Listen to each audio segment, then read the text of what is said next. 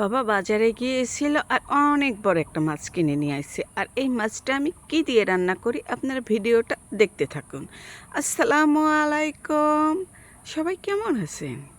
আলহামদুলিল্লাহ, আল্লাহর অশেষ মেহেরবানিতে আপনাদের তো আমরা অনেক অনেক ভালো আছি।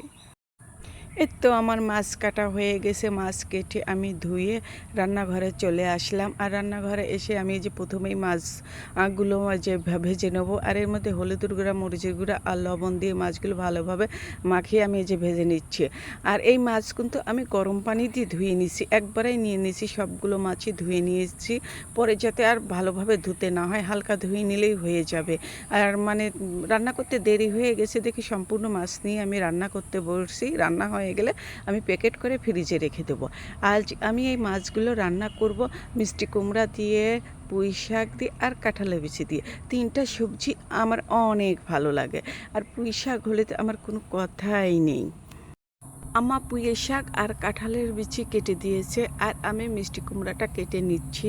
আর মাছ ভাজতে ভাজতে আমার মিষ্টি কুমড়াটা কাটা হয়ে যাবে। এত গরম পড়তেছে কি বলবো, এত গরমের মধ্যে রান্না করতেছি, এত কষ্ট হচ্ছে মাটির চুলায় রান্না করতে। তারপরে কি করব, কিছুই করার নাই, রান্না করতেই হবে আর খেতেই হবে। আমার এই যে মিষ্টি কুমড়াটা কিন্তু কাটা হয়ে গেছে আর মাছ ভাজাটা হয়ে গেছে। মাছগুলো এখন আমি উঠিয়ে নেব। আর প্রচণ্ড রোদ উঠেছে আজকে, এত রোদ উঠেছে মানে রান্নাঘরে বসে থাকাই যাচ্ছে না। তারপর আমার মেয়েকে বললাম যে তুমি একটু একটা ফ্যান এনে দাও। ফ্যানটা এনে দিল, কিন্তু ফ্যানে চার্জ নেই।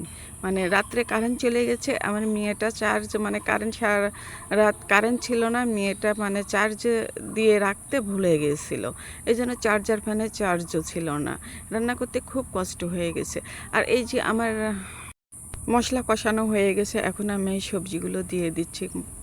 আর এই সবজিগুলো ভালোভাবে কষিয়ে নিতে হবে।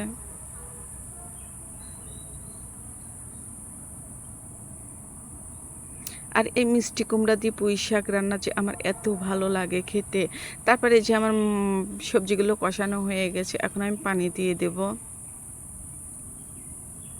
পানি দিয়ে একটু নেড়ে চেড়ে মানে তরকারিটা একটু বলক এসে গেছে, এখন আমি এই যে মাছগুলো দিয়ে দিচ্ছি।